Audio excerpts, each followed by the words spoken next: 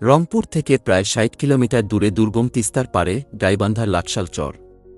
বিস্তীর্ণ পথ পাড়ি দিয়ে এই চরে দেখা মিলল পাকা রাস্তা, বিদ্যুৎ, থিম পার্ক, আধুনিক আবাসিক ভবন ও ব্যবসা প্রতিষ্ঠানের।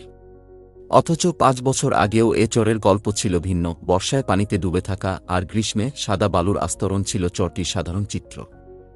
গবাদি পশুর জন্য এ চরে মাঝে মধ্যে ঘাস পেতেন স্থানীয় কৃষকরা।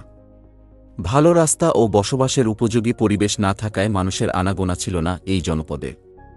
তবে দেশের অন্যতম বৃহৎ শিল্পগোষ্ঠী বেক্সিমকো গ্রুপের তিস্তা সৌরবিদ্যুৎ প্রকল্পের সুবাদে বদলে গেছে এই দুর্গম এলাকার চিত্র। শুধু যে এলাকার চিত্র বদলেছে তা নয়, দেশের সর্ববৃহৎ সৌরবিদ্যুৎ প্রকল্প বাস্তবায়ন করে রিটার্নের ক্ষেত্রেও অবিশ্বাস্য সাফল্য পেয়েছে বেক্সিমকো গ্রুপ।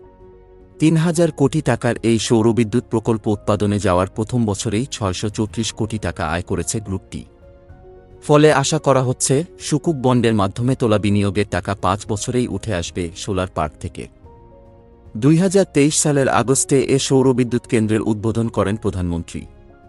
তবে এর আগে ওই বছরের জানুয়ারি থেকেই জাতীয় গ্রিডে বিদ্যুৎ সরবরাহ শুরু করে কেন্দ্রটি।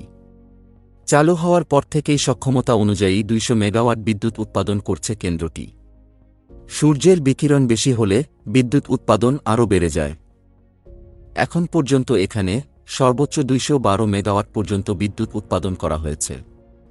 সরকারের সঙ্গে চুক্তি অনুযায়ী তিস্তা সৌরবিদ্যুৎ প্রকল্পের প্রতি ইউনিট বিদ্যুতের দাম ধরা হয়েছে ১৫ সেন্ট। ২০১৭ সালে উত্তরের ৩টি জেলা জুড়ে রংপুর, গাইবান্ধা ও কুড়িগ্রাম থাকা ৬৫০ একর জমিতে সোলার পার্ক স্থাপনের কাজ শুরু করে বেক্সিমকো। নদীরক্ষা বাঁধ, রাস্তাঘাট নির্মাণ ও সংস্কার, ভূমি অধিগ্রহণ, সোলার প্যানেল স্থাপন, ট্রান্সফরমার ও জাতীয় গ্রিডে যুক্ত করার সঞ্চালন লাইনসহ সম্পূর্ণ প্রকল্পে বিনিয়োগ করেছে গ্রুপটি। প্রকল্পের জন্য ৮ কিলোমিটার নদীরক্ষা বাঁধ দিতে হয়েছে।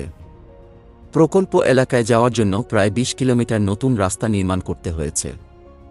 বর্তমানে এখানে বিদ্যুৎ উৎপাদনের পাশাপাশি সোলার প্যানেলের নিচে নানা জাতের কৃষি ফলনের মাধ্যমে আরও অতিরিক্ত আয় করার পরিকল্পনা রয়েছে বেক্সিমকোর।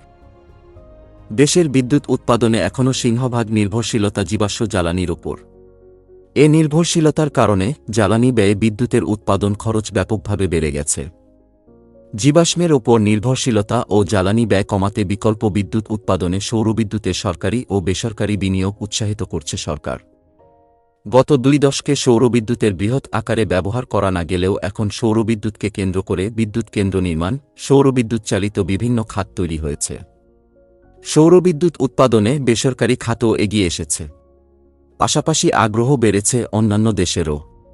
জলবায়ু পরিবর্তন ঠেকাতে বিশ্বের বিভিন্ন দেশ সৌর বিদ্যুতের মতো নবায়নযোগ্য জ্বালানি উৎসের দিকে ঝুঁকছে। এর মধ্যে রাশিয়ার ইউক্রেন যুদ্ধের কারণে বিশ্বজুড়ে তেল গ্যাসের দাম বেড়ে গেছে। এই পরিস্থিতিতে বাংলাদেশের সৌরবিদ্যুৎ খাতে বিনিয়োগে যুক্তরাষ্ট্রের কোম্পানি ব্ল্যাকস্টোনের আগ্রহের কথা জানিয়েছেন ঢাকায় নিযুক্ত মার্কিন রাষ্ট্রদূত পিটার হাস। এক প্রজন্ম আগেও বাংলাদেশের প্রাকৃতিক গ্যাস উত্তোলনের কাজ পেতে আমেরিকার তেল গ্যাস কোম্পানিগুলো তীব্র প্রতিযোগিতায় লিপ্ত ছিল। ঠিক একইভাবে এখন বাংলাদেশে নবায়নযোগ্য জ্বালানি উৎপাদনের সুযোগ খুঁজছে ব্ল্যাকস্টোন। নবায়নযোগ্য জ্বালানি বাংলাদেশের জন্য, দক্ষিণ এশিয়ার জন্য এবং বিশ্বের জন্য চাবিকাঠি।